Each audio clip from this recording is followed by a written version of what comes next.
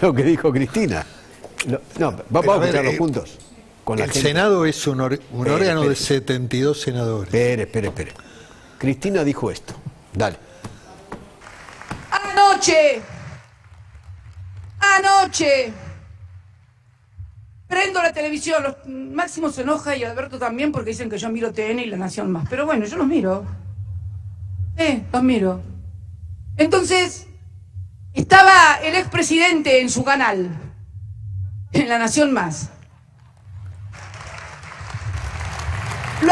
Confieso que lo agarré empezado y entonces, aparentemente le estaban preguntando por manifestaciones de Alberto respecto de cómo lo había ayudado o no sé. La cuestión es que los dos periodistas que estaban enfrente, los dos periodistas, sí, son periodistas. Pero bueno, no voy a adjetivar ni a descalificar a nadie. Le preguntaron entonces, porque él decía que no lo dejaron, que yo no lo dejé gobernar, que no lo dejamos gobernar. No, usted dice, le preguntan los periodistas así con cara, porque ponen cara de circunstancias además, ¿viste? Injundiosas, como, usted dice que los peronistas son golpistas. Sí, son golpistas, dijo. Amigo, lo llevaste a Pichetto de vicepresidente, que fue presidente del bloque durante los 12 años y medio de peronismo, que te votaba hasta el café con leche en el Senado, y decís que los peronistas no te dejamos gobernar. Bueno, los dos periodistas eran Johnny Viale y yo, que entrevistamos al expresidente Macri aquí.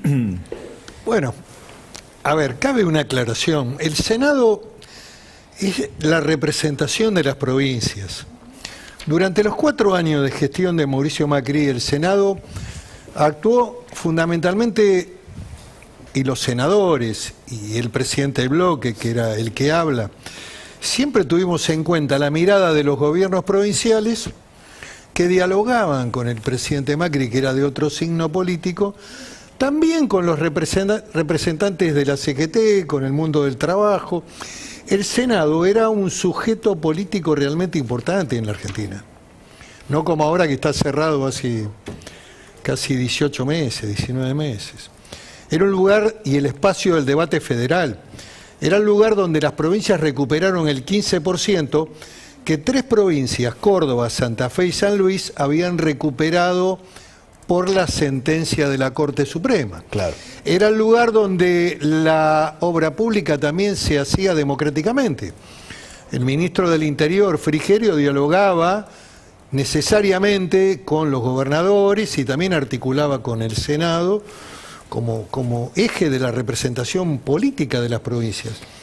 Quiero decir que hubo una acción dirigida a la gobernabilidad. El gobierno nacional pudo gobernar, no es cierto que no lo dejaron gobernar, este es un error.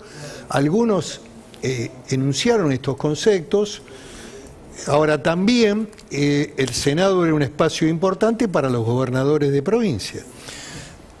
Creo que no tengo nada de qué arrepentirme, creo que he actuado con la máxima responsabilidad en el plano institucional, pensando siempre en los intereses del país.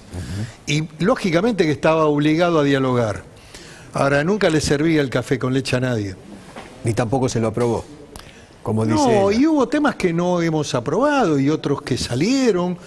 Y el gobierno iba entendiendo el marco también de la institucionalidad. Hay que recordar, por ejemplo, que los 2 jueces de la Corte, uno de ellos hoy presidente de la Corte, el doctor Rosati, y el doctor Rosenkranz, vicepresidente, producto de la última decisión que tomaron, vinieron por decreto del Poder Ejecutivo y fueron prácticamente rechazados. Una burrada, eso fue una burrada. Una burrada absoluta, pero luego entendieron y lógicamente tuvieron que venir a la audiencia del Senado y como los dos tenían formación y antecedentes y una historia también, el Senado los aprobó. Por lo tanto no hubo una política de bloqueo. Si la vicepresidenta se refiere a eso y lo equipara al café con leche, bueno, hay que recordar que estamos en elecciones y uno tiene que ser benevolente con los mensajes. Ya que habló de la Corte, era un tema que yo lo quería tratar con usted dentro de un rato, pero ya que introdujo el tema de la Corte, ¿qué le pareció esa elección? La última de autoridades, en principio yo creo que la política no tiene, digamos, la política no tiene que entrometerse en una decisión que es propia del cuerpo y que, como todo cuerpo colegiado, se resuelve por mayorías. ¿Pero autovotarse? Bueno, es una corte de 5 miembros, con lo cual indudablemente... Pero votaron 3. Votaron 3 porque 2 estuvieron ausentes. Exacto. No. Lo que digo es que en principio me pareció negativo el intento que hubo de mandar un proyecto de ley, de que fuera el más antiguo. Eso me pareció una tontería. Luego los propios actores, en el caso de Ritondo, retiró la firma. ¿Por qué? Porque eso sí era una injerencia política, claro, dentro del ámbito más importante de la justicia, que es la Corte Suprema. El resultado hay que respetarlo, tiene 3 votos. Yo no entro en un análisis crítico. Algunos consideran que puede llegar a ser una nueva mayoría automática. ¿Usted lo ve de esa manera? No lo veo de esa manera. No lo veo de esa manera. No. Ok. No, especialmente porque hay un hombre con una gran experiencia, que tiene además una visión política, que es Juan Carlos Maqueda, y el propio Rosati también es un hombre que ha pasado por la vida política, claro, por la vida pública. En realidad los dos perfiles obedecen a lo que mi maestro de Derecho Procesal, el doctor Morelo, decía, de que los jueces de la Corte tienen que tener un profundo conocimiento de lo público. Tienen que ser hombres con experiencia y con conocimiento de lo público. Claro. ¿La elección qué le pareció? ¿Qué análisis haría usted de la elección de octubre? Mirá, voy a repetir algunos conceptos que he dicho públicamente. Okay. El gobierno perdió la elección,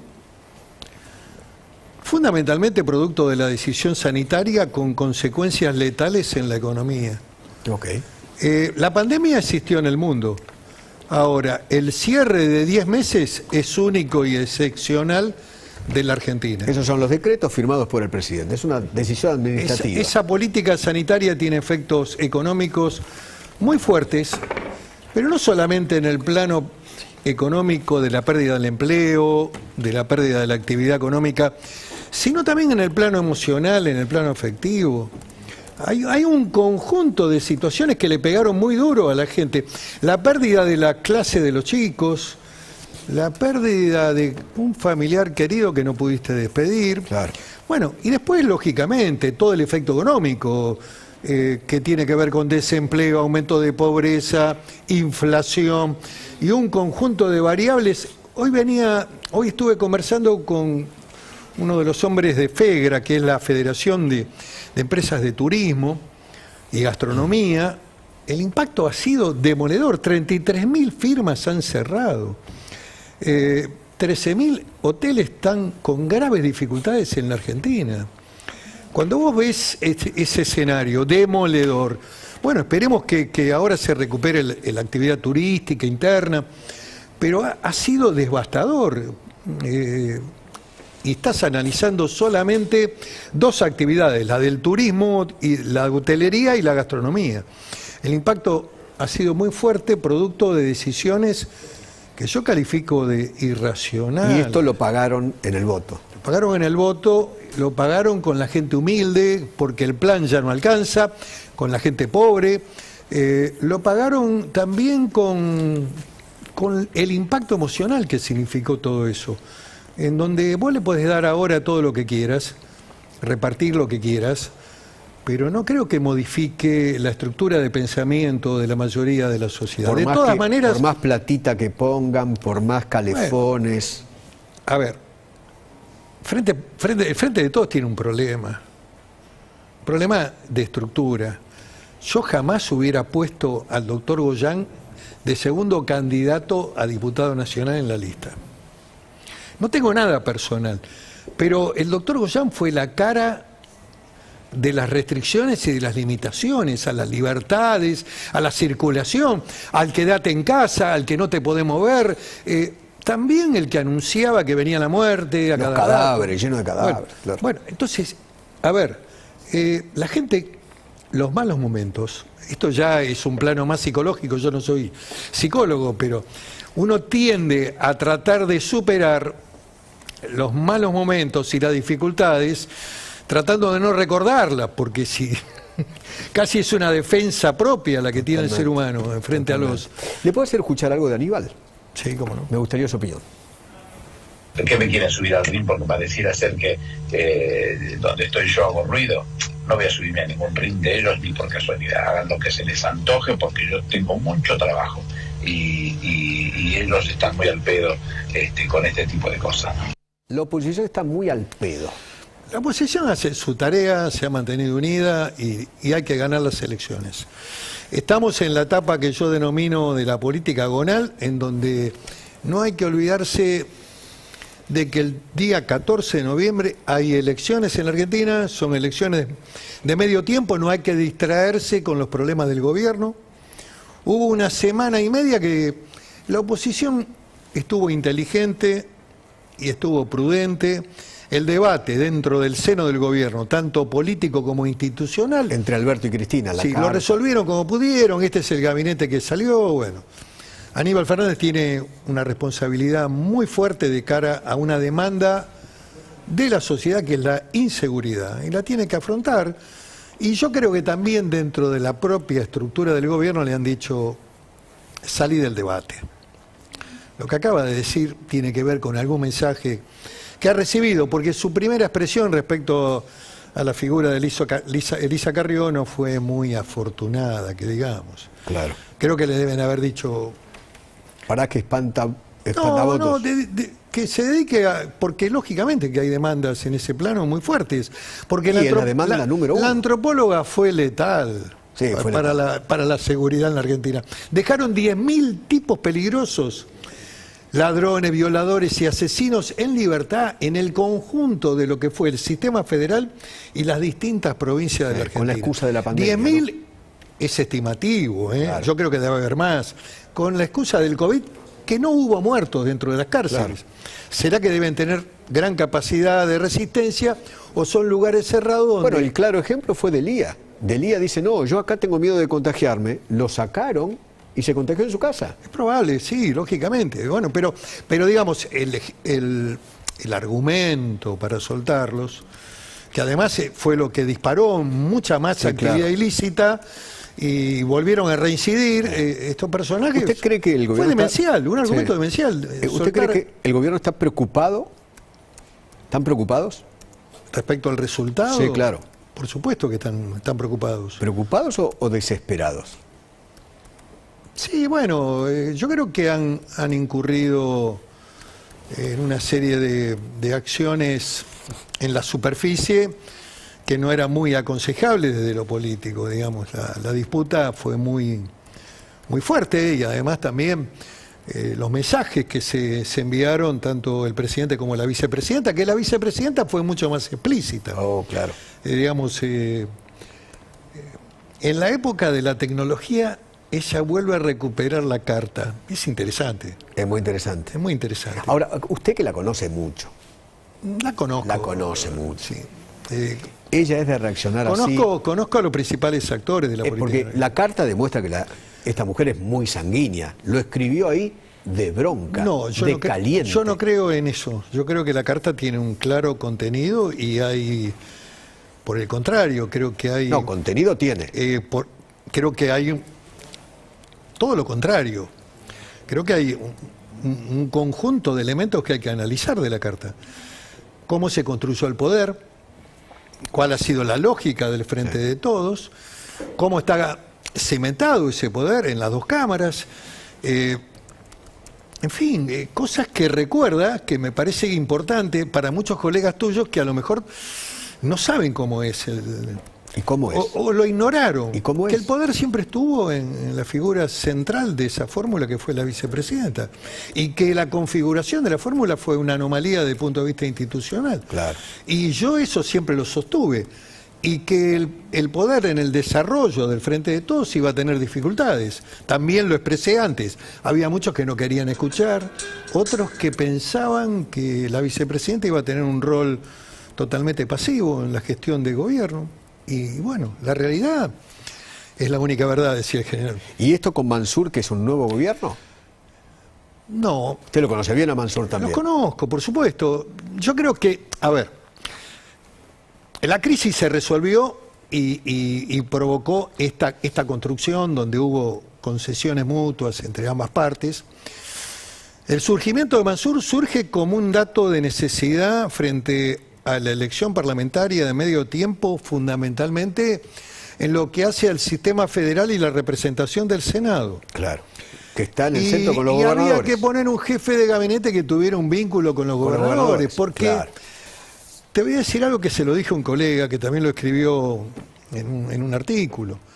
El gobierno de Alberto Fernández, desde que comenzó prácticamente hasta después de la primaria, fue el gobierno de la República del AMBA, que es una construcción nueva, novedosa, que comprende la ciudad de Buenos Aires y el conurbano, donde está estructurada la mayor cantidad de la población de la Argentina. Había y hacía falta un hombre que tuviera una visión federal. De allí la decisión del nombramiento de Mansur, que la propia vicepresidenta también lo avala con la carta. Recordá que era parte del texto de la carta. Y después, el otro tema que hay que mirar con mucha atención es la intervención sobre el gobierno de la provincia de Buenos Aires, en donde ahí también hay un problema que se marca claramente con la designación de Insaurralde. O sea, así como los gobernadores intervinieron en el gobierno nacional, los intendentes intervinieron en el gobierno de la provincia. Yo digo de que hay dos designaciones, yo no hablo de eso. Yo digo que hay dos designaciones que para mí son claras y que tienen un sentido en la política del Frente de Todos. La de Mansur para restablecer un vínculo con los gobernadores. Sí. La de Insaurralde para restablecer un vínculo con los intendentes, claro, con los varones del conurbano, con los cuales la relación política de Kicillof estaba en crisis. Totalmente. El método Kicillof es un método con componentes autoritarios, control social, política sanitaria cubana, y indudablemente una marca presión sobre los intendentes que a los intendentes no les gusta. Entonces, la relación con los varones va a ser por parte de Insaurralde. Ahí está la explicación que yo veo y que analizo del resultado de la última crisis de gabinete. Hay que ver si le alcanza de acá a noviembre. Bueno, van a intentarlo. Lo que digo es que la oposición tiene el deber de hacer la tarea, de seguir trabajando fuertemente, de construir un mundo de ideas. ¿Cuál es el mundo de ideas? Tener un modelo capitalista, la propiedad no es un derecho secundario. Lo diga quien lo diga. Es un derecho inherente a la libertad de la propiedad. Porque si no, no hay inversiones en este bendito es uno de país. los pilares de nuestra Constitución. Bueno, y que tiene que tener un fin útil la propiedad. Y eso está dentro de la Constitución. Claro. El fin social. Pero de ninguna manera es un derecho secundario. Este es un invento de Francisco reciente, de los últimos años, para avalar la toma de tierras, para avalar todo esto que está ocurriendo en la Argentina y que está ocurriendo peligrosamente en el sur, donde han tomado la Cuesta del Ternero más de 20 personajes de la RAM, en donde está interviniendo ahora la Gendarmería. O sea que el problema es un problema complejo y en la Patagonia es mucho más complejo. No lo miran tanto desde la capital, pero digo, libertad, derecho de propiedad, bajar impuestos, construir normas que hagan a la seguridad. Me parece que el mundo del trabajo, modernizar las normas laborales, ese es el rol que tienen que tener los diputados y senadores que van a representar a Juntos por el Cambio. El otro tema es controlar el comicio, mucho mejor que en la primaria, más fuertemente, O sea, usted dice con que más la energía. fiscalización tendría que ser... Fiscalización. El sistema político electoral de la Argentina establece algo que después no lo podés invocar como torpeza propia, que los partidos tienen que tener fiscales en las mesas. Tenés que tener una organización y tenés que tener el control del comicio en el rincón más profundo del conurbano para asegurar el resultado transparente. Doctor, gracias por venir. No, gracias a vos. Un gusto.